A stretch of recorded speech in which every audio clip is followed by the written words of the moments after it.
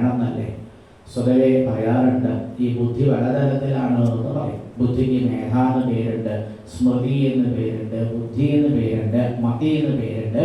ശരിക്കും പറഞ്ഞാൽ ഈ ബുദ്ധി എന്ന് പറയുന്ന ഒരു വസ്തു അത് 1000 10,000 കോടിക്കണക്കിന് രൂപത്തിലാണത്രേ ഒരാളുടെ ഉള്ളിൽ ഈ ബുദ്ധി ഇരിക്കുന്നത്.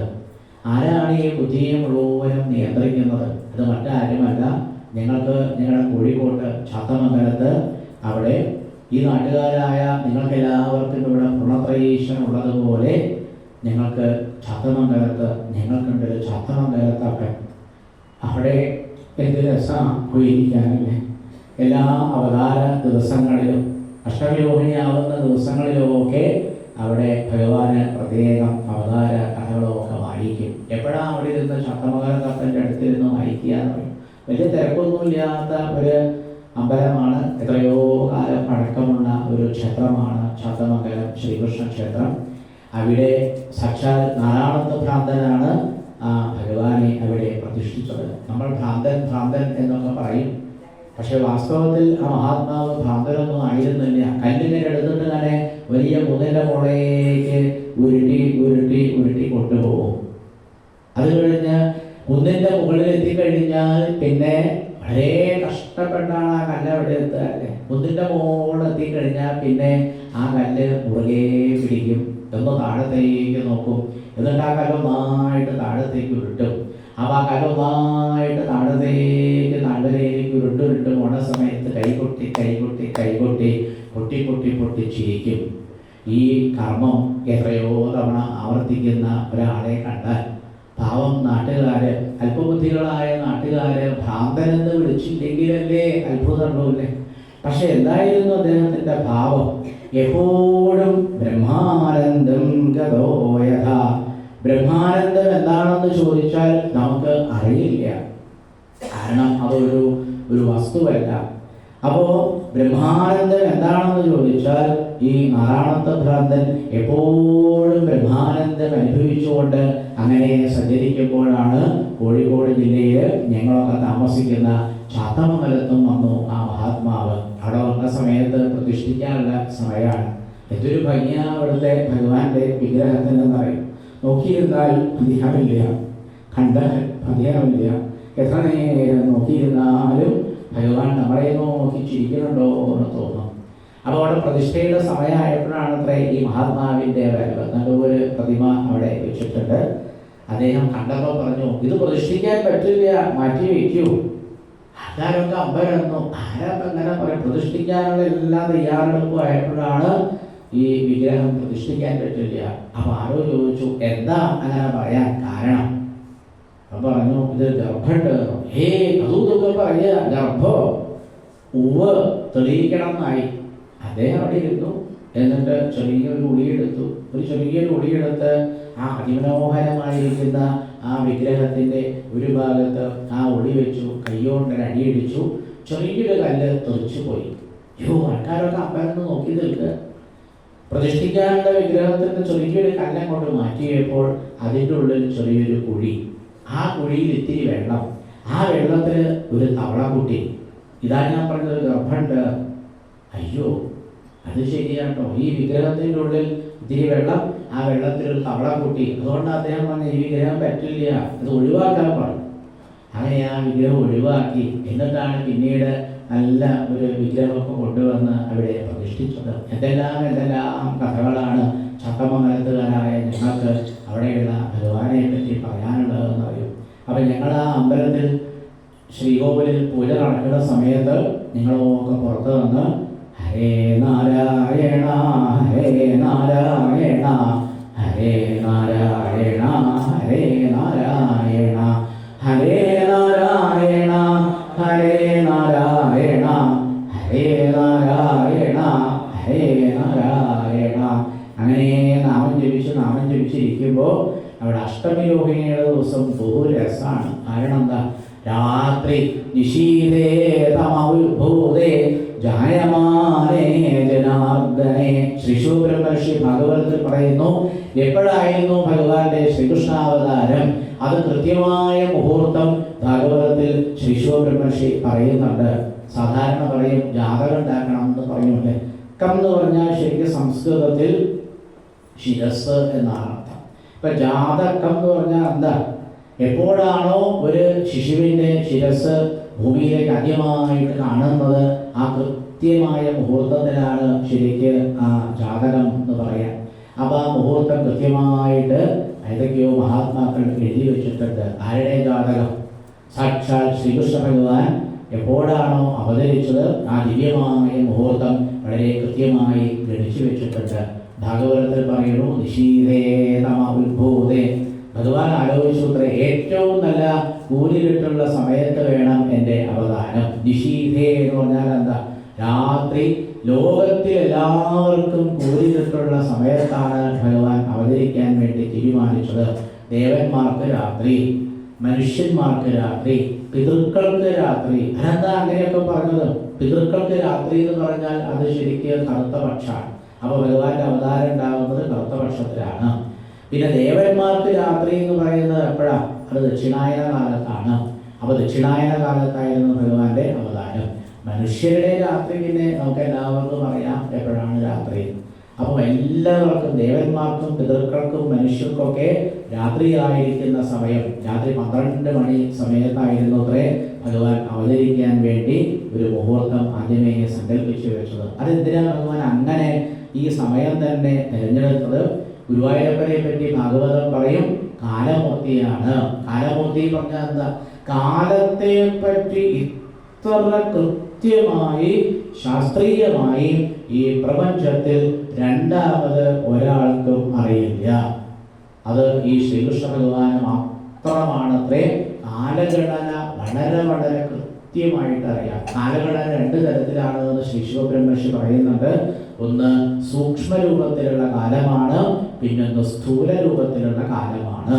ഈ സൂക്ഷ്മരൂപത്തിലും സ്ഥൂല രൂപത്തിലുള്ള കാലത്തിൻ്റെ ഗണന മുഴുവൻ നന്നായിട്ട് അറിയണ ഭഗവാൻ അവതരിക്കാൻ വേണ്ടി തിരഞ്ഞെടുത്തത് ചിങ്ങമാസത്തിലെ അഷ്ടമിയും രോഹിണിയും കൂടി ചേർന്ന ദിവസം നിശീതേ അർദ്ധരാത്രി സമയമാണ് ഭഗവാൻ തിരഞ്ഞെടുത്തത്.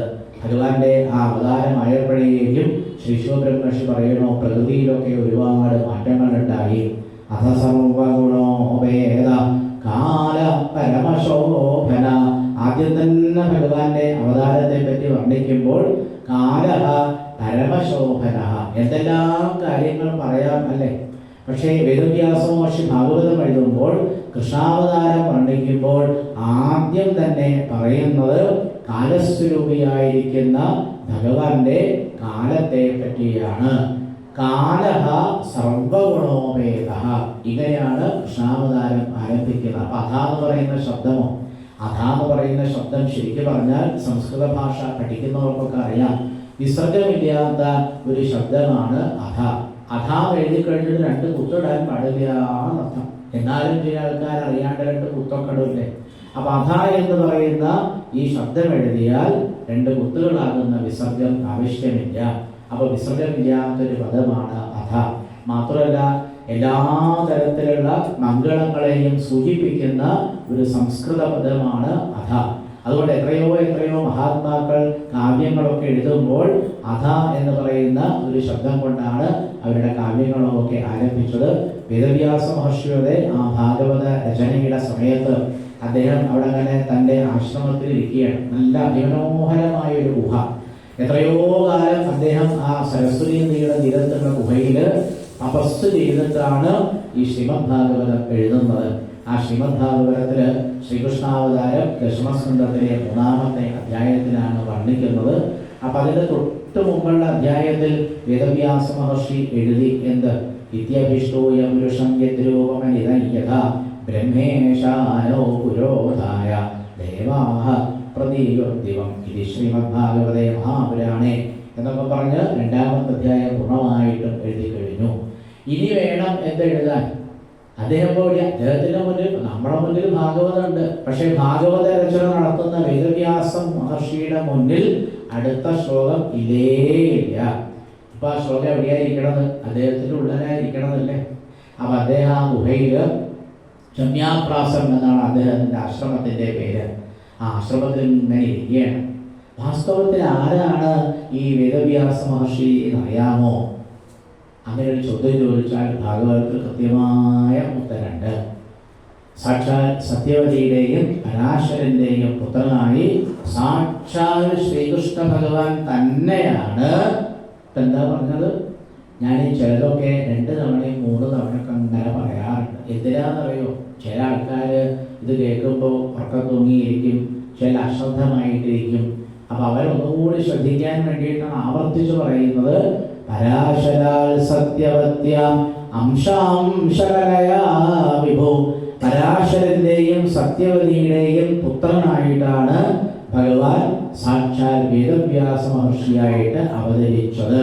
അതുകൊണ്ട് വേദവ്യാസ മഹർഷി മറ്റാരുമല്ല, സാക്ഷാൽ ശ്രീകൃഷ്ണ ഭഗവാൻ തന്നെയാണ്. അതുകൊണ്ടാണല്ലോ വേദവ്യാസ മഹർഷിക്ക് എന്താ യഥാർത്ഥത്തിലുള്ള പേര്? കൃഷ്ണ എന്നാണ് അദ്ദേഹത്തിന്റെ പേര്. അതുകൊണ്ട് ഒരു സംശയം ഒരാൾക്കും വേണ്ട. സാക്ഷാൽ ശ്രീകൃഷ്ണ ഭഗവാൻ തന്നെയാണ് പരാശരന്റെയും സത്യവതിയുടെയും പുത്രനായി വേദവ്യാസ മഹർഷിയായിട്ട് അവതരിച്ചത്. അപ്പോൾ ഭാഗവതം എഴുതിയത് കൃഷ്ണനാണ്. ഭാഗവതത്തിൽ വർണ്ണിച്ച എല്ലാ ശ്ലോകങ്ങളും ആരെ കുറിച്ചാണ്? ശ്രീകൃഷ്ണ ഭഗവാനെ കുറിച്ചാണ്. അപ്പൊ 2 അധ്യായങ്ങൾ ഭഗവാനാകുന്ന വേദവ്യാസ മഹർഷി എഴുതി കഴിഞ്ഞു. ഈ 3ാമത്തെ അധ്യായം എഴുതണം.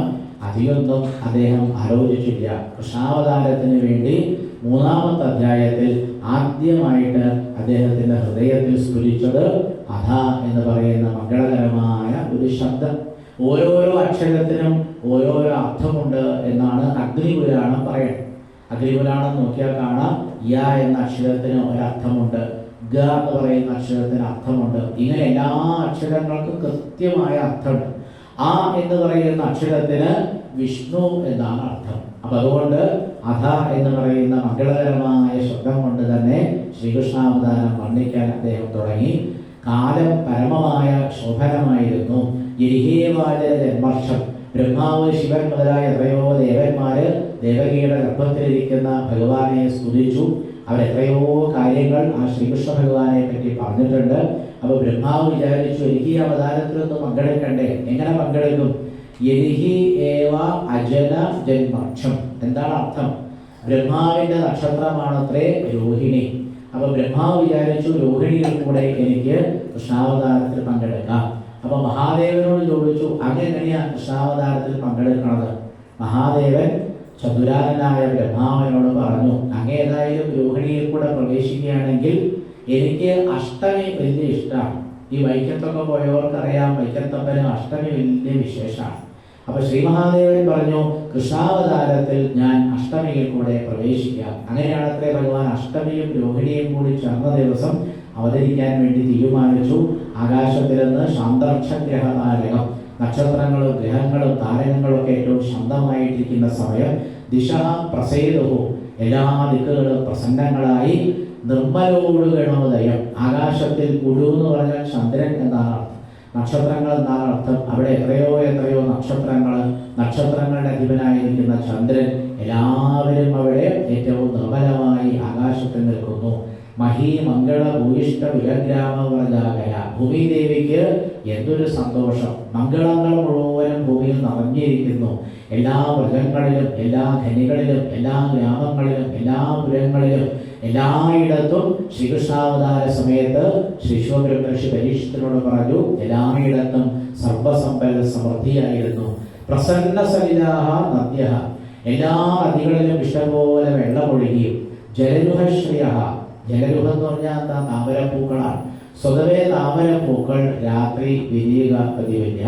പക്ഷെ കൃഷ്ണാവതാരം ഈ രാത്രി നടക്കുമ്പോൾ രാത്രി വിരിയാത്ത പൂക്കൾ പോലും അന്ന് രാത്രി വിരിഞ്ഞിരുന്നു. എല്ലാ പൂക്കളും വിരിഞ്ഞു, താമരപ്പൂക്കളും വിരിഞ്ഞു. ദിജാളികുല സന്താതസ്തവക വനരാജയ, അനേകം പണ്ടുകളൊക്കെ പാടി നടക്കുന്നുണ്ടായിരുന്നു. വായുവിന്, കാറ്റിന് 3 ഗുണങ്ങൾ വേണമെന്നാണ് പറയാം. ശൈത്യം, മാന്ദ്യം, സൗരഭ്യം, ഇതാണ് ഒരു കാറ്റിന് വേണ്ട 3 ഗുണങ്ങൾ. പരീക്ഷത്തിനോട് ആ ഗുരുനാഥൻ പറഞ്ഞു, ബഹു വായു സുഖസ്പരിശ. ശൈത്യം, മാന്ദ്യം, സൗരഭ്യം, ഈ 3 ഗുണങ്ങളോടും കൂടി നല്ലൊരു കാറ്റവിടെ വീശുന്നുണ്ടായിരുന്നു. അക്കാലത്ത് എത്രയോ ബ്രാഹ്മണര് ഹോമങ്ങൾ ചെയ്യുന്നുണ്ടായിരുന്നു.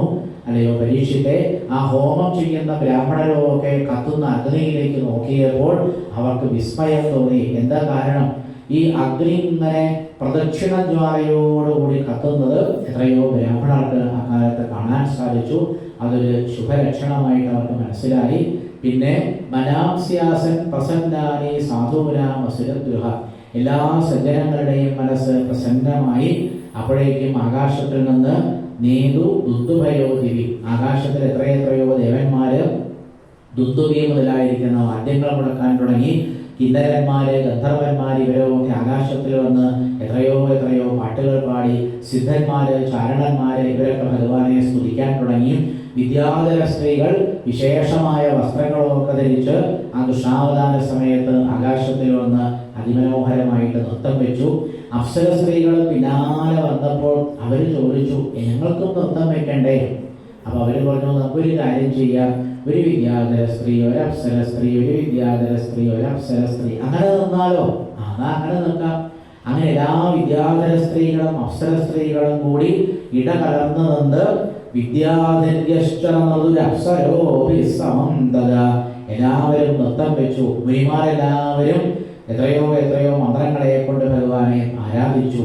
മന്ദം മന്ദം ജലധര, കൃഷ്ണാവതാരത്തിൽ പങ്കെടുക്കാൻ വേണ്ടി എല്ലാവരും അങ്ങനെ ഓടി വരുമ്പോ ചില ആൾക്കാരുണ്ടത്രേ മന്ദം മന്ദം മെല്ലെ മെല്ലെ വരിക. ആരെയും മെല്ലെ മെല്ലെ, ബാക്കിയുള്ളവരൊക്കെ വളരെ വേഗത്തിൽ ഓടി ഓടി വരുമ്പോ അല്ലയോ പരീക്ഷിത്തെ, മന്ദം മന്ദം ജലധരാഹ, ആരാ മെല്ലെ മെല്ലെ മെല്ലെ വരുന്നത് കൃഷ്ണാവതാരത്തിൽ പങ്കെടുക്കാൻ? അത് ജലധരങ്ങളാണ്. ജലധരം എന്ന് പറഞ്ഞാൽ എന്താ അർത്ഥം? ധാരാളം വെള്ളം ഉള്ളിലുള്ള മേഘങ്ങളൊക്കെ ആ ജലത്തിന്റെ ഭാരം കൊണ്ട്, ഭാരം ഉണ്ടെങ്കിൽ വെല്ലില്ലേ വരാൻ പറ്റുള്ളൂ. ഉള്ളിൽ മുഴുവൻ അവരെന്തിനാ വെള്ളമെടുത്തത്? ഭഗവാൻ അഭിഷേകം ചെയ്യാനാണോ എന്ന് അറിയില്ല. എല്ലാ മഴമേഘങ്ങളിലും ഉള്ളിൽ ഇഷ്ടം പോലെ വെള്ളമുണ്ടായിരുന്നു. അതുകൊണ്ട് അവരൊക്കെ സാവധാനത്തിൽ മധുരാപുരിയുടെ ആകാശവീതിയിൽ നിറഞ്ഞു നിന്നു. എന്തൊരു മഴയാ പിന്നെ ചെയ്തതല്ലേ! അതിഗംഭീരമായ മഴ പെയ്യുന്നുണ്ട്, മിന്നലുണ്ട്, ഇടിവെട്ടുന്ന ശബ്ദം കേൾക്കുന്നുണ്ട്, സമുദ്രത്തിൽ നിന്ന് വലിയ വലിയ ഗർജനങ്ങൾ കേൾക്കുന്നുണ്ട്. നിശീതേതമഉദ്ഭൂതേ ജായമാനേ ജനാർദ്ദനേ ദേവക്യാം ദേവരൂപിണ്യാം വിഷ്ണു സർവഗുഹാശയ ആവിജാസിൽ യഥാ പ്രാച്യാം ദിശീന്ദുരിവ പുഷ്കര. ഇന്ദു എന്ന് പറഞ്ഞാൽ ചന്ദ്രൻ ആണ് അർത്ഥം. എങ്ങനെയാണോ കിഴക്ക് ഭാഗത്ത് ചന്ദ്രോദയം ഉണ്ടാകുന്നത് അതേപോലെയാണത്രേ ആ അർദ്ധരാത്രിയിൽ മധുരാപുരിയിലെ കാരാഗ്രഹത്തിൽ ഭഗവാൻ പ്രത്യക്ഷപ്പെട്ടത്. ഭഗവാൻ പ്രത്യക്ഷപ്പെട്ട സമയത്ത് ഭഗവാൻ അവതരിച്ചപ്പോൾ ആദ്യമായിട്ട് ദേവകിയും വസുദേവനും ഭഗവാനെ നല്ലതുപോലെ നോക്കി. അതിനാദ്യം ആരാ ഭഗവാനെ കണ്ടത്? ചോദ്യം. എന്തൊരു ചോദ്യമല്ലേ! ഞാൻ കഴിഞ്ഞ ദിവസം പറഞ്ഞത് ഓർമ്മയില്ലേ? എന്ത് ചോദ്യം വേണമെങ്കിൽ നമുക്ക് ചോദിക്കാം.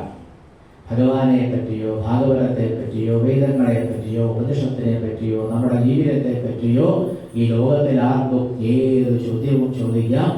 എല്ലാ ചോദ്യങ്ങൾക്കും വളരെ കൃത്യമായ മറുപടിയാണ് ഈ ഭാഗവത ഗ്രന്ഥത്തിൽ ഉള്ളത്. ആ ഭഗവാന്റെ അവതാരം ആദ്യമായിട്ട് കണ്ടവരായിരുന്നു ദേവകിയും വസുദേവരും. അവരുടെ കഥ അറിയണ്ടേ? അവതരിച്ചു കഴിഞ്ഞപ്പോൾ സാക്ഷാൽ ശ്രീകൃഷ്ണ ഭഗവാനാണ് ആ ദേവകീ വസുദേവന്മാരുടെ കഥ ഈ മാലോകർക്ക് മുഴുവനും പറഞ്ഞു കൊടുത്തത്. എന്തായിരുന്നു അവരുടെ കഥ തന്നെ? ഇവർ ആദ്യത്തെ ജന്മത്തിൽ പൃഷ്ണി എന്ന പേരുള്ള ഒരാളായിരുന്നു, സുതപസ് എന്ന പേരുള്ള ഒരാളായിരുന്നു. വസുദേവരെന്ന് സുതപസ്സായിരുന്നു, ദേവകി പൃഷ്ണിയായിരുന്നു. ആ രണ്ടുപേരും എത്രയോ കാലം തപസ് ചെയ്തു. അങ്ങനെയാണ് അവരുടെ പുത്രനായിട്ട് ഭഗവാൻ ഒന്നാമത്തെ ജന്മത്തിൽ പൃഷ്ണിഗർഭൻ എന്നുള്ള പേരിൽ അവതരിച്ചു. ഇതൊക്കെ അവതരിച്ച സമയത്ത് ഭഗവാൻ ആരോട് പറയുന്നുണ്ട്? ദേവകിയോടും വസുദേവരോടും പറയുന്നുണ്ട്. നല്ല മഴ പെയ്ത കാലത്ത് ഈ കൃഷ്ണയും സുതപസ്സും ആ മഴ മുഴുവനും കൊണ്ടു. കൊടുങ്കാറ്റുള്ളപ്പോൾ കൊടുങ്കാറ്റ് സഹിച്ചു. നല്ല തണുപ്പ് കാലത്ത് തണുപ്പ് സഹിച്ചു. നല്ല വേനൽക്കാലത്ത് കൊടുംചൂട് സഹിച്ചു. സഹമാനവും ഭഗവാൻ അവരോട് പറഞ്ഞു. അതെല്ലാം എനിക്ക് ഓർമ്മയുണ്ട്. ശീർണപർണാനിലാഹാരം, ഭഗവാനെ പുത്രനായി കിട്ടാൻ വേണ്ടി തപസ് ചെയ്ത ദേവകീ വസുദേവന്മാരുടെ ആഹാരം ശീർണങ്ങളായ പർണങ്ങളായിരുന്നു. പർണം എന്ന് പറഞ്ഞാൽ ഇല എന്നർത്ഥം. നമുക്കൊന്നും സങ്കല്പിക്കാൻ പോലും പറ്റില്ല. ഈ സപ്താഹത്തിൻ്റെ ഇടയിൽ ഉച്ചയ്ക്ക് എല്ലാവർക്കും നമ്മളവിടെ ചെന്നു, വായനയൊക്കെ കഴിഞ്ഞ് 1 മണിക്ക് അവിടെ എത്തി. പതിവ് പോലെ വന്നിരുന്നപ്പോൾ നമ്മുടെ പാത്രങ്ങളിലൊക്കെ കുറേ ഉണങ്ങിയ ഇല മാത്രമേ ഉള്ളൂച്ചാൽ അങ്ങനെയൊന്ന് ഭാവനയിൽ കണ്ടു. ഉച്ചയ്ക്ക് 1 മണിക്ക് അവിടെ ചെന്നു. അവിടെ ചെന്നപ്പോൾ എല്ലാ ഇലകളിലും ഉണങ്ങിയ ഇല കഴിച്ചോളൂ, ഉണങ്ങിയ ഇലയാണ് കഴിച്ചോളൂ എന്ന് പറഞ്ഞാൽ പിറ്റേ ദിവസം വായനയ്ക്ക് ആളുണ്ടാവുമോ എന്ന് എനിക്ക് അറിയില്ല കേട്ടോ. ഞാൻ വെറുതെ ലൗകികമായിട്ടൊന്ന് ചിന്തിച്ചതാണ്. അപ്പോൾ ശീർണവർണ്ണാനിലാഹാരോ, ശ്രീകൃഷ്ണ ഭഗവാനെ പുത്രനായി കിട്ടാൻ വേണ്ടി തപസ് ചെയ്ത വസുദേവരും ദേവകിയും ആഹാരമായിട്ട് കഴിച്ചത് ഉണങ്ങിയ ഇലകൾ മാത്രമാണ്. എന്തൊരു തപസ്സല്ലേ! അവിടേക്കെങ്കിലും ആലോചിക്കണം, എങ്ങനെയാണ് ഈ അമ്പാടിക്കണ്ണനെ വസുദേവർക്കും ദേവകിക്കും പുത്രനായിട്ട് കിട്ടിയത്. നേരത്തെ പറഞ്ഞില്ലേ, രാമായണത്തിൽ ആദ്യം പ്രയോഗിച്ച ശബ്ദം തപഹ. ഭാഗവതത്തിൽ ചതുശ്ലോകി ഭാഗവതം ഉപദേശിക്കുമ്പോൾ ബ്രഹ്മാവിനോട് ഭഗവാൻ പറഞ്ഞു, എനിക്കേറ്റവും പ്രിയപ്പെട്ടത് തപസ്സാണ്. അത് മനസ്സിലാക്കിയ സുതപസ്സും കൃഷ്ണയും എത്രയോ കാലം ഇന്ദ്രിയങ്ങളൊക്കെ നിയന്ത്രിച്ചുകൊണ്ട് തപസ് ചെയ്തത് കൊണ്ടാണ് അവരുടെ പുത്രനായിട്ട് ഭഗവാൻ 1ാമത്തെ ജന്മത്തിൽ പ്രശ്നിഗർഭനായിട്ട് അവതരിച്ചു. ഭഗവാൻ ഈ കഥ ആരോട് പറഞ്ഞു കൊടുക്കണ്ട്? കാരാഗ്രഹത്തിൽ വെച്ച് ദേവകി വസുദേവന്മാരോട് പറഞ്ഞു കൊടുക്കണ്ട്. അതുകഴിഞ്ഞ് 2ാമത് അവർ ഇതേപോലെ ഒരു ജന്മമെടുത്തു. ആ 2ാമത്തെ ജന്മത്തിൽ അവരാരായിരുന്നു? അവർ കശ്യപനും അതിഥിയുമായിട്ട് ജനിച്ചു.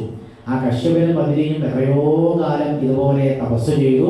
അവരുടെ പുത്രനായിട്ട് ഭഗവാൻ പറഞ്ഞു, അഹം പ്രാദുരാസം, ഞാൻ നിങ്ങളുടെ പുത്രനായിട്ട് വാമനനായിട്ട് അവതരിച്ചു.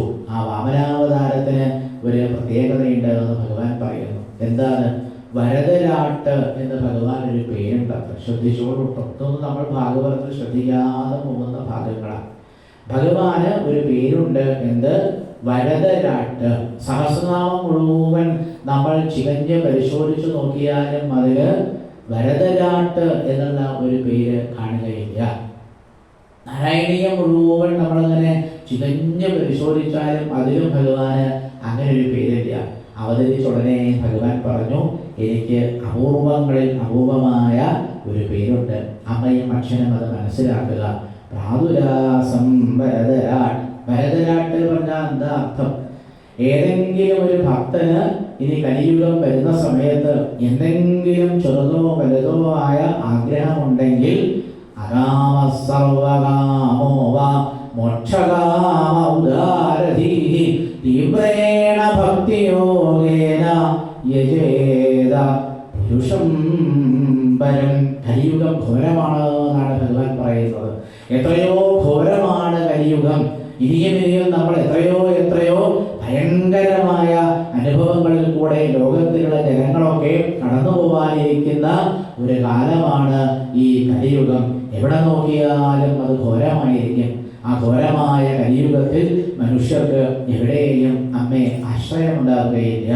പക്ഷെ ആ കലിയുഗത്തിൽ ആരാണോ എൻ്റെ മുന്നിൽ വന്നിട്ട് എന്നെ നമസ്കരിക്കുന്നത്, അങ്ങനെ നമസ്കരിച്ചാൽ അവരെ ഞാൻ പിടിച്ചെഴുന്നേൽപ്പിക്കും. അവരെന്തെല്ലാം തരത്തിലുള്ള ദുരിതങ്ങൾ അനുഭവിക്കുകയാണെങ്കിലും എല്ലാ തരത്തിലുള്ള ദുരിതങ്ങളും തീർത്ത് ഞാൻ അവർക്ക് വേണ്ടതായ അഭീഷ്ടങ്ങളൊക്കെ പ്രദാനം ചെയ്യും. അതിൽ കലിയുഗത്തിലാകെ ചെയ്യേണ്ടത് എൻ്റെ തിരുനാമങ്ങൾ ജപിക്കുക മാത്രമാണ്. അതുകൊണ്ടാണ് കലിയുഗത്തിലിരിക്കുന്ന നമ്മളോടൊക്കെ എത്രയോ മഹാത്മാക്കൾ ശ്രീകൃഷ്ണാവതാരത്തിലെ ഈ ശ്ലോകങ്ങളൊക്കെ നല്ലതുപോലെ വ്യാഖ്യാനം നോക്കി പഠിച്ചിട്ടാണ് ആ മഹാത്മാക്കളൊക്കെ നമ്മളോട് പറഞ്ഞത്, കലിയുഗത്തിൽ നമ്മൾ ഓരോന്നും ചെയ്യേണ്ട, പാടുക നാരായണ നാമം, നേടുക നിത്യാനന്ദം. പാടുക നാരായണ നാമം, നേടുക നിത്യാനന്ദം.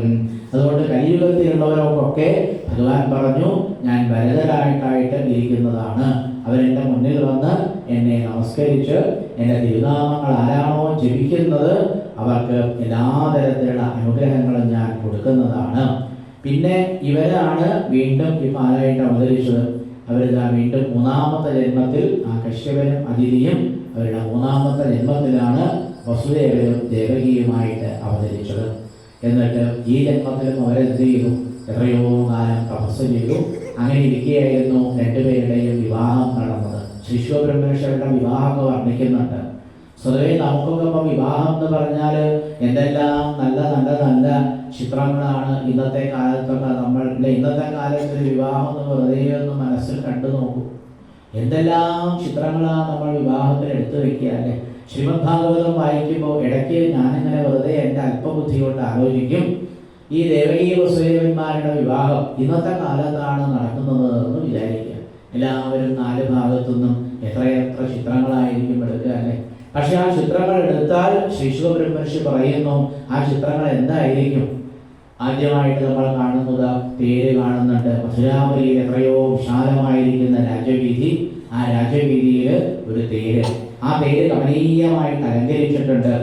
ആ തേരിലാണ് ഭഗവാന്റെ മാതാപിതാക്കളാകാൻ പോകുന്ന ദേവകിയും വസുദേവനും സർവാഭരണ വിഭൂഷിതരായിട്ടിരിക്കുന്നുണ്ട്.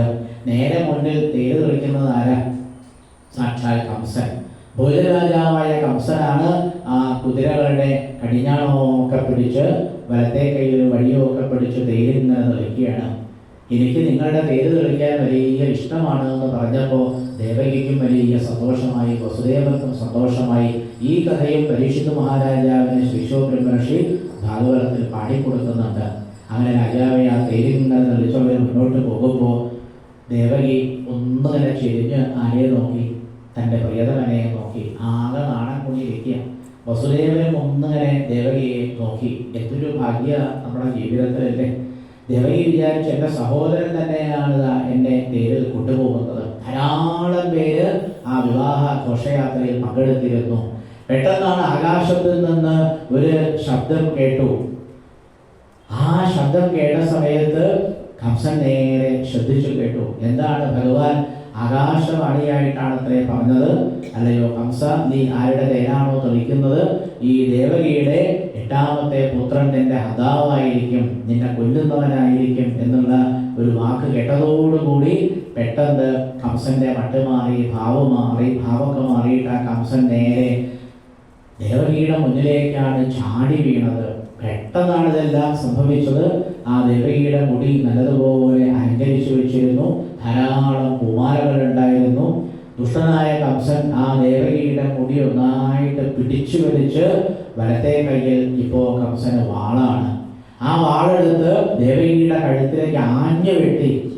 പക്ഷെ എന്തോ ഭാഗ്യത്തിന് ആ വാള് കൊണ്ടില്ല. അതിനു മുമ്പ് തന്നെ വസുദേവര് പിടിച്ചു മാറ്റി. വസുദേവര് കംസനെ എന്നിട്ട് ചോദിച്ചു, അങ്ങ് എന്തെയും കാണിക്കണത്? അങ്ങയുടെ സ്വന്തം സഹോദരിയായ ഈ ദേവകിയെ ഈ നാട്ടുകാരെ മുഴുവനും കാണുമ്പോൾ ഇവിടെ വെച്ച് ഇങ്ങനെ വെട്ടുന്നത് അങ്ങക്ക് ഉചിതമല്ല. സ്ത്രീകളെ വധിക്കരുത്, സ്ത്രീകളുടെ നേരെ ആയുധം പ്രയോഗിക്കരുത്. ഇങ്ങനെ പലതും പറഞ്ഞിട്ടൊന്നും ആ ദുഷ്ടനായ കംസന്റെ മനസ്സ് മാറിയില്ല. ആപത്ത് വരുമ്പോ എന്താ ചെയ്യാം? പണ്ടാരോ അങ്ങനെ ചോദ്യം ചോദിച്ചില്ലേ, ആപതീക്കും കരണീയം. ചോദ്യം ചോദിച്ചപ്പോൾ പെട്ടെന്ന് മറ്റയാള് മറുപടി പറഞ്ഞു, സ്മരണീയം ചരണയുഗളം അമ്പായാഹ.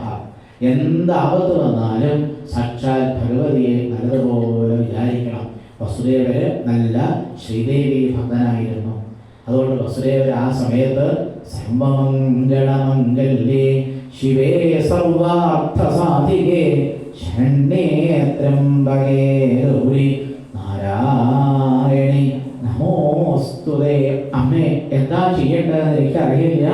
എന്താണോ ചെയ്യേണ്ടത് അവിടുന്ന് എനിക്ക് ഇപ്പോൾ തന്നെ ഉപദേശിച്ചു തരണം എന്ന് പറഞ്ഞ് ആ ജഗദംബികയെ ആപത്ത് തീരാൻ വേണ്ടി നല്ലതുപോലെ സ്മരിച്ചപ്പോൾ ആ ജഗദംബിക പ്രത്യക്ഷപ്പെട്ട് പറഞ്ഞു, ഞാൻ നിനക്കൊരു മന്ത്രം പറഞ്ഞു തരാം, അത് ഈ ഭോജരാജാവിനോട് പറഞ്ഞാൽ മതി. അങ്ങനെ ആ ദേവി പറഞ്ഞു തന്ന മന്ത്രമാണ് കംസൻ ആരോട് പറഞ്ഞത്? കംസനോട് വസുദേവന് പറഞ്ഞത്. എന്തേ വസുദേവന് പറഞ്ഞത്? അല്ല, അങ്ങ് എന്തിനാ ഇങ്ങനെയൊക്കെ പ്രവർത്തിക്കുന്നത്? ഈ ദേവകിയല്ല അങ്ങയെ കൊല്ലാൻ വരുന്നത്. ഈ ദേവകിക്ക് ഉണ്ടാവാൻ പോകുന്ന 8ാമത്തെ പുത്രനല്ലേ ഭോജരാജാവായ അങ്ങയെ കൊല്ലാൻ വരുന്നത്. ഞാനൊരു കാര്യം ചെയ്യാം, ഇവളുണ്ടാവുന്ന എല്ലാ പുത്രന്മാരെയും അങ്ങേക്ക് സമർപ്പിക്കാം. ഭഗവതി അങ്ങനെ നിർദ്ദേശം കൊടുത്തപ്പോഴാണ്, ശരിക്കും പറഞ്ഞാൽ അങ്ങനെ പറയാൻ പാടില്ലാത്തതാണ്. പക്ഷെ തൽക്കാലം ദേവകിയെ രക്ഷിക്കാൻ വേണ്ടി ഭഗവതി പറഞ്ഞു കൊടുത്ത ആ മന്ത്രമാണ് വസുദേവര് പറഞ്ഞത്. അത് പറഞ്ഞതോടുകൂടി പെട്ടെന്ന് കംസൻ ആലോചിച്ചു, ഇദ്ദേഹം പറയുന്നത് ശരിയാണല്ലോ, ദേവകിയിൽ ഉണ്ടാവാൻ പോകുന്ന 8ാമത്തെ പുത്രനാണ് എന്നെ കൊല്ലാൻ പോകുന്നതെങ്കിൽ ഞാൻ എന്തിനാ ഈ വാള് ഉപയോഗിക്കണത്? വാള് സ്വതവേ വലിയ ഒരു ഉറയിലാണ് ഇട്ട് വയ്ക്കുക. ആ വാള് ആ ഉറയിലേക്ക് തന്നെ എടുത്തു വെച്ചു. പിന്നെ അദ്ദേഹം തേരിൽ നിന്ന് പുറത്തേക്ക് ചാടി അദ്ദേഹം എങ്ങോട്ടോ പോയി. ആ വിവാഹ ഘോഷയാത്ര ശരിക്കും പറഞ്ഞാൽ എത്രയോ ദുഃഖം നിറഞ്ഞ ഒരു വിലാപയാത്രയെ പോലെ മാറി. അതെ ഞാൻ നേരത്തെ പറഞ്ഞ ചിത്രങ്ങൾ എടുക്കുകയാണെങ്കിൽ എന്ത് ചിത്രങ്ങളാണ് കാണാം? ഈ കംസൻ വാളെടുക്കുന്നു, വെട്ടാൻ നോക്കുന്നു, ദേവകി പൊട്ടിക്കരയുന്നു. ഇങ്ങനെയുള്ള ഒരുപാട് ദുഃഖത്തിൻ്റെ ചിത്രങ്ങളായിരിക്കും ആ ദേവകിയുടെയും വസുദേവരുടെയും വിവാഹത്തിൻ്റെ ചിത്രങ്ങളെല്ലാം തന്നെ. ശ്രീമദ് ഭാഗവതം വായിക്കുമ്പോൾ നമ്മളൊന്ന് നമ്മുടെ ചെറിയ ബുദ്ധി കൊണ്ട് ആലോചിക്കുക, എന്തിനാ ഗുരുവായൂരപ്പൻ ഈ മാതാപിതാക്കൾക്ക് ഇത്രയേറെ ദുഃഖങ്ങളൊക്കെ കൊടുത്തത്? അതിൻ്റെ കാരണം മറ്റൊന്നുമല്ല, ഭഗവാന്റെ മാർഗത്തിൽ ഭക്തി ഉണ്ടാകാനുള്ള ഏറ്റവും നല്ല വഴി അനേകം ദുഃഖങ്ങൾ അനുഭവിക്കുകയാണ്. അതുകൊണ്ട് ദേവകിക്കും വസുദേവർക്കും എത്രയോ ദുഃഖങ്ങളാണ് ഭഗവാൻ കൊടുത്തത്. പിന്നീട് അവരെ കാരാഗ്രഹത്തിൽ അടച്ച കഥ, അവർക്ക് കുട്ടികളുണ്ടായ കഥ, ജാതമഹൻ പുത്രം. ആ ദേവകി വസുദേവന്മാർക്കുണ്ടായ 6 ആൺകുട്ടികളെയും കംസൻ ഒരു വലിയ ശിലയുടെ മുകളിൽ അടിച്ചിട്ടാണ് അവരെല്ലാം കൊന്നത്. പിന്നീട് 7ാമതായിട്ട് സാക്ഷാൽ ബലരാമൻ അവതരിക്കാൻ വേണ്ടി തയ്യാറായി. ദേവകിയുടെ ഗർഭത്തിൽ ബലരാമൻ പ്രവേശിച്ചപ്പോൾ ഉടനെ ഭഗവാൻ ഭഗവതിയെ വിളിച്ചു. ഭഗവതിയോട് പറഞ്ഞു, യോഗമായാദേവിയെ വിളിച്ചിട്ട് ഭഗവാൻ പറഞ്ഞു. ഉടനെ വിളിച്ചപ്പോഴേക്കും യോഗമായാദേവി അവിടെ പ്രത്യക്ഷപ്പെട്ടു. ഭഗവാനെ ആ അമ്മ തൊഴുത് നിൽക്കുകയാണ്. ഭഗവാൻ ആ യോഗമായോട് പറഞ്ഞു, ഗച്ഛദേവി പ്രജംഭദ്രേ, ദേവി ഈ കൃഷ്ണാവതാരത്തിൽ ചില കാര്യങ്ങളൊക്കെ ചെയ്യണം. ഇവിടെ ഇപ്പോൾ ദേവകിയുടെ വയറ്റിൽ ഒരു ഉണ്ണി ഇരിക്കുന്നുണ്ട്. ആ ഉണ്ണിയെ അവിടുന്ന് എടുത്ത് കുറേ ദൂരെയുള്ള ആ രോഹിണി എന്ന സ്ത്രീയുടെ ഉദരത്തിലേക്ക് മാറ്റണം. 2 അമ്മമാർക്കോ ഈ ഉണ്ണിക്കോ പ്രത്യേകിച്ച് ദോഷങ്ങളൊന്നും ഉണ്ടാവരുതെന്ന് ഞാൻ ഭഗവതിയോട് പറയണ്ടല്ലോ. വളരെ ശ്രദ്ധിച്ചു വേണം ആ കാര്യം ചെയ്യാൻ. അത് കഴിഞ്ഞാൽ ഞാൻ നേരെ ദേവകിയുടെ ഗർഭത്തിലേക്ക് പ്രവേശിക്കും. ഭഗവതി ഒരു കാര്യം കൂടി ചെയ്യണം. അവിടെ ഭഗവതിയെ ഉപാസിക്കുന്ന നന്ദഗോപരും യശോദയൊക്കെ അമ്പാടിയിൽ താമസിക്കുന്നുണ്ട്. ആ നന്ദഗോപരുടെയും യശോദയുടെയും പുത്രിയായി നന്ദജ എന്നുള്ള പേരിൽ ദേവി അവതരിക്കണം.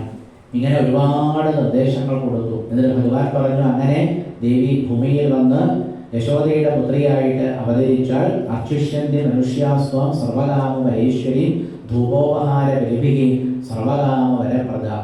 എല്ലാ അഭീഷ്ടങ്ങളും കലിയുഗത്തിൽ ജനങ്ങൾക്ക് കൊടുത്തുകൊണ്ട് ദേവി ഭാരതത്തിലുള്ള അനേകം ക്ഷേത്രങ്ങളിൽ എന്നും സാന്നിധ്യം ചെയ്ത് ഇരിക്കണം. ഏതെല്ലാം പേരുകളാണ് ദേവിക്ക് ഉണ്ടാവുക എന്ന് ഭഗവാൻ അന്ന് തന്നെ പറഞ്ഞു കൊടുത്തു. ദുർഗ, ഭദ്രകാളി, വിജയ, വൈഷ്ണവി, കുമുദ, ചണ്ഡിക, കൃഷ്ണ, മാധവി, കന്യക, മായ, നാരായണി, ഈശാനി, ശാരദ, അംബിക, ഇങ്ങനെ 10,000കണക്കിന് പേരുകളിലാണ് ഭഗവതിയെ ലോകത്തിലുള്ള എത്രയോ ഭക്തന്മാര് ഇനി ആരാധിക്കാൻ തുടങ്ങുന്നത്. അന്ന് യുഗമായ ദേവിയായ ഭഗവതിയുടെ മുന്നിൽ വന്ന് നമസ്കരിക്കുമ്പോൾ അവർക്കെല്ലാവർക്കും കൃഷ്ണഭക്തി ഉണ്ടാവണം എന്ന് ദേവി അവരുടെ ശിരസിൽ നന്നായി കൈവച്ച് അവർക്കൊക്കെ അനുഗ്രഹം കൊടുക്കണം എന്ന് ഭഗവാൻ പറഞ്ഞു. ഇതെല്ലാം ആര് കേട്ടു? ആ യോഗമായ ദേവി ഇങ്ങനെ ഭഗവാന്റെ മുന്നിൽ, ശ്രീകൃഷ്ണ ഭഗവാന്റെ മുന്നിൽ തൊഴുതും ഇങ്ങനെ നിൽക്കുകയാണ്. ഭഗവാൻ പറയുന്നത് മുഴുവനും ആ യോഗമായ ദേവി കേട്ടു. അവസാനം ആ ദേവി എന്താ പറഞ്ഞത്? തഥാ ഓം കഴിഞ്ഞു. ഒന്നും പറഞ്ഞില്ല. തഥാ ഓം എന്ന് പറഞ്ഞാൽ എന്താ അർത്ഥം? അല്ലയോ ഭഗവാനെ, അങ്ങ് എന്താണോ പറഞ്ഞിരിക്കുന്നത് ആ പറഞ്ഞ കാര്യങ്ങളെല്ലാം തന്നെ ഞാൻ അതുപോലെ ചെയ്തു കൊള്ളാം. ഇങ്ങനെ ഭഗവതിയും ഭഗവാനും കൂടി ചേർന്ന് ഒന്നിച്ചവതരിച്ചത് കൊണ്ടാണ് ശ്രീകൃഷ്ണാവതാരത്തിൽ എത്രയോ അത്ഭുതങ്ങളാണ് ഉണ്ടായത്. കൃഷ്ണാവതാരത്തിൻ്റെ ഓരോ നിമിഷങ്ങളും എത്ര അത്ഭുതാവഹമായിരുന്നു അല്ലേ? പിന്നീട് ഭഗവാൻ എന്ത് ചെയ്തു? ഈ ദേവി എല്ലാ കാര്യങ്ങളും ചെയ്യുന്നുണ്ടാവുമെന്ന് ഭഗവാന് മനസ്സിലായി. അങ്ങനെയാണ് ബലരാമന് 2 അമ്മമാരുണ്ടായത്. പരീക്ഷത്തെ അങ്ങനെ പരീക്ഷത്തിൽ ചോദ്യം ചോദിച്ചു. പരീക്ഷത്തിന്റെ ഒരു ചോദ്യം അതായിരുന്നു, എങ്ങനെയാണ് ഈ ബലരാമന് 2 അമ്മമാരുണ്ടായത്? അപ്പോൾ വിശ്വബ്രഹ്മർഷി ആ പരീക്ഷത്തിന്റെ ആ ചോദ്യത്തിനും കൃത്യമായി മറുപടി പറഞ്ഞു. കുറച്ചു കാലം ദേവകിയുടെ ഉദരത്തിലിരുന്ന ബലരാമനെ ഈ യുഗമായ ദേവിയാണ് അവിടെ നിന്നെടുത്ത് രോഹിണിയിലേക്ക് മാറ്റിയത്. അങ്ങനെയാണ് രോഹിണിയും ദേവകിയും ആ ബലരാമന്റെ പിന്നീട് ഭഗവാൻ നേരെ ദേവകിയുടെ ഗർഭത്തിലേക്ക് പ്രവേശിച്ചത്. അതെങ്ങനെയാണ് എന്ന് ശ്രീശുഖബ്രഹ്മർഷി വളരെ വിസ്തരിച്ചാണ് ശ്രീമദ് ഭാഗവതത്തിൽ പറയുന്നത്. ഇപ്പോൾ അവർ രണ്ടുപേരും എവിടെയാണ്? കാരാഗൃഹത്തിലാണ്. കംസനാണെങ്കിൽ ആ കാരാഗൃഹത്തിൻ്റെ വാതിലുകളൊക്കെ നല്ലതുപോലെ പൂട്ടിയിട്ടുണ്ട്. ധാരാളം കാവൽക്കാരെ പുറത്തും അകത്തോട്ട് നിർത്തിയിട്ടുണ്ട്. അപ്പോൾ അവിടെ ഒരു ദിവസം രാത്രി ദേവകിയുണ്ട്, വസുദേവരുണ്ട്. അപ്പോഴാണത്രേ ഭഗവാൻ നേരെ അവിടെ പ്രത്യക്ഷമായത്. ഭഗവാൻ ആ കാരാഗൃഹത്തിൽ വന്നിട്ട് നല്ലതുപോലെ എല്ലാ ഭാഗവും ഇങ്ങനെ നോക്കി. ഞാൻ ഇതിനു മുമ്പ് എത്രയോ അവതാരങ്ങൾ എടുത്തിരുന്നു. ഒരു സത്യവ്രതൻ എന്ന മുനിയുടെ കൈക്കുമ്പിളിൽ മത്സ്യമായിട്ട് അവതരിച്ചു. മന്ദിരപർവ്വതം ഉയർത്താൻ വേണ്ടി ഞാൻ ആമയായിട്ട് അവതരിച്ചു, വരാഹമായിട്ട് അവതരിച്ചു. തൂണിൻ്റെ ഉള്ളിൽ നിന്ന് ഞാൻ നരസിംഹമായിട്ട് അവതരിച്ചു, വാമനനായിട്ട് അവതരിച്ചു, രാമനായിട്ട് അവതരിച്ചു, പരശുരാമനായിട്ട് അവതരിച്ചു. ഈ അവതാരം എങ്ങനെ വേണം എന്ന് ഭഗവാൻ ഒരു നിമിഷം അവിടെ ഇരുന്ന് നന്നായിട്ട് ആലോചിച്ചു. അപ്പോൾ ഭഗവാന് തോന്നിയത്രേ, ഒരു കാര്യം ചെയ്യാം. എത്രയോ കാലം നേരത്തെ പറഞ്ഞില്ലേ, ഉണങ്ങിയ ഇലകളൊക്കെ കഴിച്ച് തപസ് ചെയ്ത അച്ഛനെ കണ്ടു. ഭഗവാൻ ആദ്യം ചെയ്തത് എന്താ? അവരുടെ കയ്യിലും കാലിലും ഒക്കെ വലിയ വലിയ ചങ്ങലക്കെട്ടുകളാണ്. ഭഗവാൻ സ്മരിച്ചപ്പോഴേക്കും ദേവി അവിടെ എത്തി. നുകമായ ദേവി അവരുടെ കയ്യിലും കാലിലുള്ള എല്ലാ ചങ്ങലക്കെട്ടുകളും അഴിച്ചു. രണ്ടുപേരും ഇപ്പോൾ മുക്തന്മാരായി. മാത്രമല്ല, വസുദേവരുടെ ഉള്ളിലേക്ക് ഭഗവാൻ പ്രവേശിച്ചു. വസുദേവരുടെ ഉള്ളിലേക്ക് ഭഗവാൻ പ്രവേശിച്ചപ്പോൾ ദേവകി വസുദേവരെ നോക്കിയിട്ട് പറഞ്ഞു, എന്തൊരു അത്ഭുതം, എൻ്റെ കയ്യിലും കാലിലുള്ള ചങ്ങലയൊക്കെ പോയല്ലോ, അങ്ങയുടെ കയ്യിലും കാലിലുള്ള ചങ്ങലയൊന്നും കാണാനില്ലല്ലോ. ദേവകി, നീ ഒന്നും മിണ്ടാതിരിക്കുന്നുണ്ടോ? എന്തേ? എന്താണെന്നറിയില്ല, എനിക്ക് അകപ്പാടെ ഒരു പരമാനന്ദം, എൻ്റെ ഉള്ളിൽ എന്തോ ഒരു അമൃതപ്രവാഹം ഉണ്ടായതുപോലെ എനിക്കൊരു അനുഭവം. സാധാരണ പറയാറില്ലേ, അനുഭവീക വേദ്യമാണ് ശ്രീമദ് ഭാഗവതവും ഭഗവാനും. ശ്രീകൃഷ്ണ ഭഗവാൻ നേരെ വസുദേവരുടെ ഉള്ളിലേക്ക് പ്രവേശിച്ചപ്പോൾ അദ്ദേഹത്തിന് എന്തോ ഒരു വലിയ പരമാനന്ദം. ഒന്ന് കണ്ണടച്ച് നോക്കിയപ്പോൾ തൻ്റെ ഉള്ളിൽ വസുദേവരായെ കണ്ടു, സാക്ഷാൽ ശ്രീകൃഷ്ണ ഭഗവാനെ കണ്ടു. അതുകൊണ്ടാണ് പറഞ്ഞത് വസുദേവ ഐക്ഷത. ആദ്യം ആരാണ് ഭഗവാനെ കണ്ടത് എന്നൊരു ചോദ്യം നമ്മൾ നേരത്തെ ചോദിച്ചല്ലോ. ആദ്യം ആരാണ് അവതരിച്ച ഗുരുവായൂരപ്പനെ കണ്ടത്? ദേവകിയല്ല, വസുദേവ ഐക്ഷത. ഐക്ഷത എന്നുള്ള ക്രിയാപദം ഭാഗവതത്തിൽ മറ്റെവിടെയും പ്രയോഗിച്ചിട്ടില്ല, ഇവിടെ മാത്രമേ പ്രയോഗിച്ചിട്ടുള്ളൂ. കാരണം വസുദേവര് സ്വന്തം ഹൃദയത്തിൽ ആരെ കണ്ടു? ഭഗവാനെ കണ്ടു. അപ്പോൾ വസുദേവര് ദേവകിയോട് ഇങ്ങനെ മിണ്ടാണ്ടിരിക്കുക. അപ്പോൾ ദേവകി ചോദിച്ചു, എന്താ ഇങ്ങനെ മിണ്ടാതിരിക്കണത്?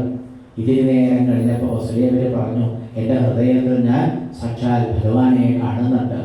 എങ്കിൽ അത് കാണുന്ന ഭഗവാനെ എനിക്കൊന്ന് വർണ്ണിച്ചു തരാൻ പറ്റുമോ? അപ്പോൾ വസുദേവൻ എന്ത് ചെയ്തു? തൻ്റെ ഹൃദയത്തിൽ കണ്ട ഭഗവാനെ കേശാദിപാദമായി നല്ലതുപോലെ ദേവകിക്ക് വർണ്ണിച്ചു കൊടുത്തു. അപ്പൊ ദേവകിക്ക് ഇങ്ങനെ ഇതിൽ നിന്നാണത്രേ ശ്രീശുഖബ്രഹ്മർഷി ഭാഗവതം മുഴുവനും സപ്താഹ രൂപത്തിൽ 7 ദിവസമായി പരീക്ഷത്തിന് പറഞ്ഞു കൊടുക്കാം എന്ന് തീരുമാനിച്ചത്. ഈ അതീവ രഹസ്യമായ കൃഷ്ണാവതാരത്തിലെ ഈ ഒരു ലീല കൊണ്ടാണ് എന്നൊരു വ്യാഖ്യാനം എഴുതി വെച്ചിട്ടുണ്ട്. എന്തെല്ലാം ലീലകളല്ലേ! അതെന്താ ഇത്ര അത്ഭുതകരാണെന്ന് പറഞ്ഞത്? വസുദേവര് ഭഗവാന്റെ ശിരോഭാഗം നല്ലതുപോലെ വർണ്ണിച്ചു. അത് കഴിഞ്ഞ് വനമാല വർണ്ണിച്ചു. ഓരോന്നിങ്ങനെ വർണ്ണിക്കുകയാണ്. വസുദേവർ ഓരോന്നിങ്ങനെ വർണ്ണിച്ചു കുറച്ചു കഴിഞ്ഞപ്പോഴെന്തായി? വസുദേവരുടെ ഹൃദയത്തിൽ ഗുരുവായൂരപ്പനെ കാണാതെയാക്കി. ദേവകിയുടെ ഹൃദയത്തിൽ നേരെ ഭഗവാൻ പ്രത്യക്ഷപ്പെട്ടു. ഇങ്ങനെ വസുദേവരുടെ വാക്കുകളെ കൊണ്ടാണ് ദേവകിയുടെ ഹൃദയത്തിലേക്ക് ആര് പ്രവേശിച്ചത്? സാക്ഷാൽ ഭഗവാൻ പ്രവേശിച്ചത്. ഇപ്പൊ വസുദേവൻ ആരെയും കാണുന്നില്ല, ഭഗവാനെ കാണും. ദേവകി പറഞ്ഞു, അങ്ങ് പറഞ്ഞിരിക്കുന്ന ഭഗവാനെ ഞാനിപ്പോൾ കാണുന്നുണ്ട്. എങ്ങനെ കാണുന്നുണ്ട്? തമദ്ഭുതം ബാലകമംബുജേക്ഷണം ചതുർഭുജം ശംഖഗദായുധായുധം ശ്രീവത്സലക്ഷ്മം ഗളശോഭികൗസ്തുഭം പീതാംബരം സാന്ദ്രവയോദസൗഭഗം മഹാർഹവൈദൂര്യകിരീടകുണ്ടലത്വിഷാ പരിഷ്വക്തസഹസ്രകുന്തളം ഉദ്ദാമകാഞ്ജം ഗദകങ്കണാദിഭിः വിരോചമാനം വസുദേവ ഐക്ഷത. വേദവ്യാസ മഹർഷി പക്ഷെ ആദ്യമായിട്ട് ഭഗവാനെ വിശേഷിപ്പിക്കാൻ വേണ്ടി ഉപയോഗിച്ച വാക്ക് അദ്ഭുതം ബാലകം. എന്തെല്ലാം വാക്കുകൾ സംസ്കൃതത്തിലുണ്ടല്ലേ. ഈ വാക്കുകളെല്ലാം ഉണ്ടായിട്ടും ആദ്യമായിട്ട് ഭഗവാനെ വിശേഷിപ്പിക്കാൻ ഉപയോഗിച്ചത് അദ്ഭുതം ബാലകം. അതെന്താ കാരണം? അത് ഭാഗവതം മുഴുവൻ നിരവധി തവണ വായിച്ചാലേ എന്തുകൊണ്ടാണ് അങ്ങനെ ഒരു പദം പ്രയോഗിച്ചത് എന്ന് മനസ്സിലാവുള്ളൂ അല്ലേ. എല്ലാ അർത്ഥത്തിലും ഈ ശ്രീകൃഷ്ണാവതാരം ഒരു അത്ഭുതമായിരുന്നു. ബാലകം എന്നാണ് പറഞ്ഞത്. ശരിക്ക് സംസ്കൃത ഭാഷയനുസരിച്ച് ബാലം എന്ന് പറഞ്ഞാലും പോരായൊന്നുമില്ല. ബാലഹ, ബാലോ, ബാലഹ, ബാലം, ബാലോ, ബാലാൻ, അങ്ങനെയാണ് കൊച്ചു കുട്ടികളൊക്കെ സിദ്ധരൂപം അങ്ങനെ ചൊല്ലിപ്പഠിക്കുക. അപ്പൊ ബാലം എന്ന് പറഞ്ഞാൽ ഭാഷ കൊണ്ട് നോക്കിയാൽ ഒരു തെറ്റുമില്ല. പക്ഷേ ശ്രീശുക ബ്രഹ്മർഷി അങ്ങനെയല്ല പറഞ്ഞത്. ബാലം എന്ന് പറയുന്നതിന് പകരം ബാലകം. എന്തിനാണ് ഒരക്ഷരം കൂടി ചേർത്തത്? ഭഗവാന്റെ സൗന്ദര്യം എത്രയാണെന്ന് ഈ പ്രപഞ്ചത്തിൽ ഒരാൾക്കും അളക്കാൻ പറ്റുകയില്ല. അതുകൊണ്ടാണ് അത്രേ ബാലം എന്ന് പറയുന്നതിന് പകരം എന്താണ് പറഞ്ഞിരിക്കുന്നത്? ബാലകം എന്ന് പറഞ്ഞു. പിന്നെന്താ പറഞ്ഞത്? അംബുജേക്ഷണം. അംബുജേക്ഷണം എന്ന് പറഞ്ഞാൽ എന്താ അർത്ഥം? വസുദേവർ ആദ്യം നോക്കിയത് ഭഗവാന്റെ കണ്ണിലേക്കാണ് അത്രേ. നല്ല ഈ നീണ്ടിടംപെട്ട താമരപ്പൂവ് കണ്ടിട്ടുണ്ടോ? ഞാനൊരിക്കലൊരു വായനയ്ക്ക് പോയപ്പോൾ അമ്പലത്തിലുള്ള 10 പേരോട് ചോദിച്ചു, താമരപ്പൂവ് ശരിക്കും നോക്കിയിട്ടുണ്ടോ? കണ്ടിട്ട് നല്ലല്ലോ ചോദിച്ചു. ശരിക്കും നോക്കിയിരുന്നിട്ടുണ്ടോ? ഒരു 16 മണിക്കൂർ 36 മണിക്കൂർ അല്ലെങ്കിൽ ഒരു 4-5 ദിവസമൊക്കെ താമരപ്പൂവ് കുറേ നേരം നോക്കിയിരുന്നവർ കൈവന്തിക്കും. ഒരാൾ കൈവന്തിച്ചില്ല. പിന്നെ നിങ്ങൾക്ക് എങ്ങനെയാ താമരപ്പൂവിന്റെ ശോഭ മനസ്സിലാവുക? ഒരു 36 മണിക്കൂറെങ്കിലും നമ്മൾ എന്ത് ചെയ്യണം? ആ താമരപ്പൂവ് കയ്യിലെടുത്ത് അതിൻ്റെ ആ ശോഭ ശരിക്കും നോക്കിയിരിക്കണ്ടേ? എന്നാലേ ഭഗവാന്റെ കണ്ണെങ്ങനെയാന്ന് കുറച്ചെങ്കിലും മനസ്സിലാവുള്ളൂ. അംബുജേക്ഷണം, നീണ്ടിടപെട്ട താമരപ്പൂ പോലെയുള്ള അതിമനോഹരമായ കണ്ണുകളായിരുന്നു ഈ ഗുരുവായൂരപ്പന്. അതുകൊണ്ടായിരിക്കാം എനിക്ക് തോന്നുന്നു ഗോപികളൊക്കെ കണ്ണനെ ആദ്യമായിട്ട് കണ്ടപ്പോ ഗദ്യാചാര്യ പേരിടുന്നതിന് മുമ്പ് ഗോപികൾ പേരിട്ടു. നല്ല കണ്ണുള്ളത് കൊണ്ട് കണ്ണൻ കണ്ണൻ, എന്തു ഭംഗിയുള്ള കണ്ണാല്ലേ. അപ്പോ അംബുജേക്ഷണം ലോകത്തിൽ ആർക്കും ഇല്ലാത്ത ശ്രീശോ ബ്രഹ്മർഷി പറയാണ്, ശ്രീകൃഷ്ണ ഭഗവാനെ പോലെയുള്ള കണ്ണുകൾ ഈ പ്രപഞ്ചത്തിൽ അല്ലയോ രാജാവേ ഇന്നേ വരെ ഒരാൾക്കും കിട്ടിയിട്ടില്ല.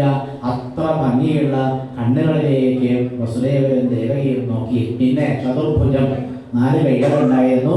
ആ 4 കൈകളില് ശംഖഗദായുധം. എന്തൊക്കെയാ ഭഗവാൻ കയ്യിലെടുത്തത്? നമ്മളോട് ചോദിച്ചാൽ നമ്മൾ വേഗം പറയും ശംഖം, ചക്രം, ഗദ, പത്മം. അങ്ങനെ പറയരുത്. പിന്നെ എന്തെങ്കിലുമൊക്കെ നമ്മളോട് ചോദിച്ചാൽ ഭാഗവതത്തിലെ ശ്ലോകം നോക്കി അതിൻ്റെ അർത്ഥം നോക്കി ആ വാക്കിൻ്റെ അർത്ഥം നോക്കി വ്യാഖ്യാനിച്ചിട്ട് മാത്രമേ പറയാൻ പാടുള്ളൂ. അല്ലാതെ വായ തോന്നിയത് പറയാൻ പാടില്ല. നമുക്ക് അങ്ങനെ ഒരു സ്വഭാവമുണ്ട്. എന്താണോ വായ തോന്നിയത് അതൊക്കെ പറയും. അങ്ങനെ പറയരുത്. എന്താണോ ഭാഗവതത്തിൽ പറഞ്ഞത് അതേ പറയാവൂന്ന. അപ്പൊ എന്താ ഭാഗവതത്തിൽ പറഞ്ഞത്? ശംഖ, ഗദ, അരി, ഉദായുധം. അപ്പൊ എന്തൊക്കെ? ശംഖം എന്ന് പറഞ്ഞാൽ എന്താ? ഭഗവാന്റെ ഒരു കയ്യിൽ ശംഖുണ്ടായിരുന്നു. ശരി. പിന്നെ ഗദ എന്ന് പറഞ്ഞാൽ എന്താ? ഭഗവാന്റെ ഒരു കയ്യിൽ ഗദയുണ്ടായിരുന്നു. ശരി. ഇനി എത്ര കയ്യ് ബാക്കിയുണ്ട്? 2 കയ്യ്. ആ ബാക്കിയുള്ള 2 കയ്യിൽ എന്താ? ആ ശ്ലോകം വായിച്ചു നോക്കൂ. ശംഖ ഗദായുധായുധം. ഒന്നും മനസ്സിലാവില്ല. എന്താ ഇപ്പം മനസ്സിലായത്? പണ്ഡിതന്മാരോടൊപ്പം ചോദിച്ചു നോക്കൂ. ശംഖം മനസ്സിലായി, ഗദ മനസ്സിലായി, പിന്നെന്താന്ന് മനസ്സിലായില്ല. പിന്നെ ആരോ നോക്കി, ആ ശംഖഗദ അരി. ആ അരി പറഞ്ഞാൽ ചക്രം എന്ന അർത്ഥമുണ്ട്. അപ്പൊ 3ാമത്തെ കയ്യിൽ എന്താ? സുദർശന ചക്രം. അപ്പൊ 4ാമത്തെ കയ്യിലോ ആവും ശംഖഗദായുധായുധം. ഇനിയിപ്പോ എന്താ ആവോ? അത് വായിച്ചു നോക്കണം. ശംഖ, ഗദ, അരി, പിന്നെന്താ? ഉദായു. ഉദായു പറഞ്ഞാൽ എന്താ അർത്ഥം? ഉദായു എന്നൊരു വാക്കുണ്ടോ? ആവോ. ഉദം എന്ന് പറഞ്ഞാൽ ജലം എന്നർത്ഥം. വെള്ളമാണത്രേ ഒരു പൂവിൻ്റെ ആയുസ് തീരുമാനിക്കുന്നത്. ആ പൂവാണ് താമരപ്പൂവ്. അപ്പൊ ഉദായു പറഞ്ഞാൽ താമരപ്പൂവ് എന്നർത്ഥം കിട്ടി. അത് മനോഹരമായ വ്യാഖ്യാനമല്ലേ. അപ്പൊ ശംഖ, ഗദ, അരി, ഉദായു. അപ്പൊ താമരപ്പൂവായി. ധം എന്ന് വെച്ചാൽ ധരിച്ചത് എന്നർത്ഥം. ഇങ്ങനെ ഭഗവാന്റെ ആ 4 കൈകളിലും ശംഖ, ചക്ര, ഗദ, പത്മങ്ങളെല്ലാം ഭഗവാൻ ധരിച്ചത് ദേവകി കണ്ടു. ശ്രീവത്സ ലക്ഷ്മം നേരത്തെ പറഞ്ഞില്ലേ, എവിടെ അവതരിക്കാൻ പോകുമ്പോഴും ഞാനുണ്ട് ഞാനുണ്ട് ഞാനുണ്ട് പിന്നാലെ ഓടി വരും. ലക്ഷ്മി ദേവി ഓടി വരും. ഗുരുവായൂരപ്പൻ ദേവകീ വസുദേവന്മാരുടെ പുത്രനായി ശ്രീകൃഷ്ണനായിട്ട് അവതരിച്ചപ്പോഴും ആരെ കൂടെ വന്നു? ലക്ഷ്മി ദേവി വന്നു. ഭട്ടേരിപ്പാട് നാരായണീയത്തിൽ പറയേണ്ട വക്ഷസ്ഥലേ സുഖനിലീല വിലാസി ലക്ഷ്മീ മന്ദാക്ഷ ലക്ഷിത കടാക്ഷ വിമോക്ഷ ഭേദൈഹി തന്മന്ദിരസ്യ ധനകം സഹൃദാമലക്ഷ്മീം ഉന്മാർജയന്നിവ. ഉടനെ ഗുരുവായൂരപ്പൻ ചാടി വന്നിട്ട് മെപ്പത്തൂരിനോട് പറഞ്ഞു, എത്ര ക്ഷ ക്ഷ ക്ഷ ക്ഷ എന്ന് പറയുന്ന അക്ഷരം എത്രയാ പട്ടേരി എഴുതി വെച്ചത്? ക്ഷയായി എന്ന് പറഞ്ഞാൽ കേമായി എന്നൊരർത്ഥമുണ്ട് ഈ നമ്പൂതിരിമാരുടെ കഥയിലെ. അപ്പൊ പട്ടേരിയോട് പറഞ്ഞാൽ അദ്ദേഹത്തിന്റെ മനസ്സിൽ എത്ര ക്ഷാന്ന എണ്ണി നോക്കൂ. എണ്ണണേ. വക്ഷസ്ഥലീ സുഖനിലീല വിലാസ ലക്ഷ്മീ മന്ദാക്ഷ ലക്ഷിത കടാക്ഷ വിമോക്ഷ ഭേദൈഹി. ഗംഭീരമായി ഗുരുവായൂരപ്പൻ പറഞ്ഞത്. എന്താ കാരണം? ഭഗവാൻ അവതരിച്ചപ്പോൾ ലക്ഷ്മി ദേവിയും ഭഗവാന്റെ കൂടെ ഉണ്ടായിരുന്നു. ശ്രീവത്സ ലക്ഷ്മം. ലക്ഷ്മി ദേവി ഭഗവാന്റെ തിരുമാറിലിരിക്കുന്നുണ്ട്. പിന്നെ അതിനു പുറമെ ശ്രീവത്സം എന്ന് പറയുന്നൊരു മകളുണ്ട്. പിന്നെ ജലശോഭി കൗസ്തുഭം.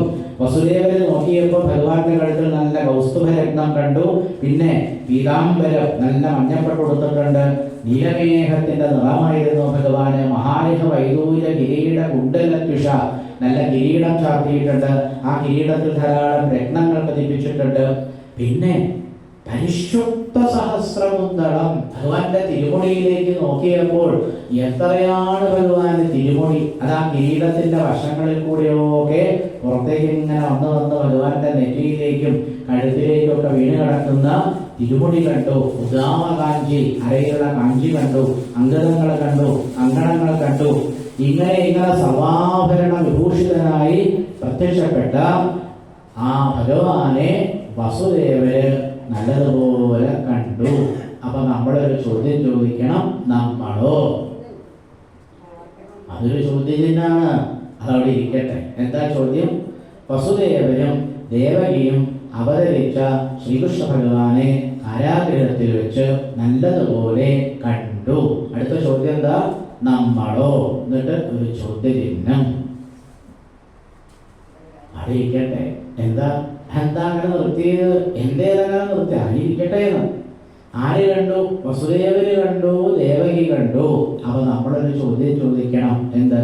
നമ്മളോ കണ്ടു ഭഗവാനെ? അതാണ് ഭാഗവതം പറയും. പണ്ടൊരു മഹാത്മാവ് കൃഷ്ണാവതാരം പറയുമ്പോൾ പറയണ്ടായി, ദിദൃക്ഷയാണ് വേണ്ടത്. ദിദൃക്ഷ എന്ന് പറഞ്ഞാൽ എന്താ?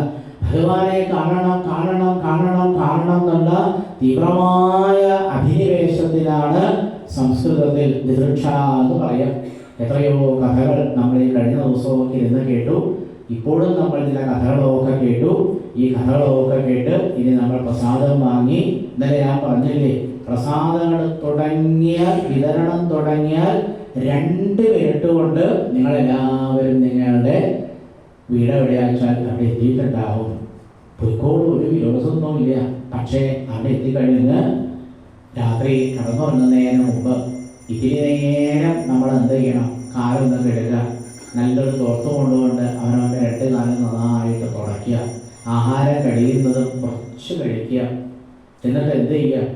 അവിടെ ഇരിക്കുക. അവിടെ ഇരുന്ന് നല്ലതുപോലെ കണ്ണടയ്ക്കുക. കണ്ണടച്ചിട്ട് ഉള്ളിലേക്ക് നോക്കുക.